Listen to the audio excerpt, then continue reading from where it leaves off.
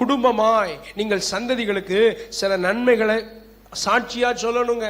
உங்க வீடு கட்டி இருக்கிறீங்களா, அந்த வீட்டை குறித்து சாட்சி சொல்லணும்.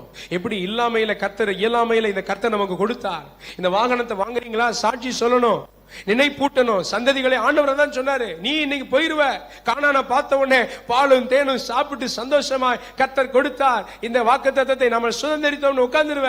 நாளைக்கு உன் பிள்ளைகள் எனக்கு முக்கியம், உன் சந்ததி எனக்கு முக்கியம். I am more concerned about your generation. அதனால ஆண்டவர் என்ன சொன்னாரு, உன் பிள்ளைகள் கேட்கும். இன்னைக்கு நான் பெற்றோரை பார்த்து கேட்கிறேன், பிள்ளைகள் கேட்குதா இல்லையா? கேட்குதுங்க. பெரிய பெரிய கேள்வியெல்லாம் கேட்குதாங்களா இல்லையா? நிறைய கேட்குறாங்க. ஸ்தோத்திரம்.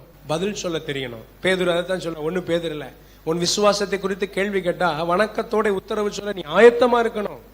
ஆமே, நீ வணக்கத்தோடு ஒரு சாந்தத்தோடு ஒரு இதோடு உத்தரவு சொல்லணும். பிள்ளைகளுக்கு கேட்கிறாங்க நம்ம இடத்துல அநேக காரியங்களை. நம்ம சாட்சியா இருக்கிறோமா, சாட்சி சொல்றோமா? சபையின் நடுவில் சாட்சியா நிற்கிறது போல வீட்டுல நீங்க பிள்ளைகளுக்கு என்ன செய்யணும்?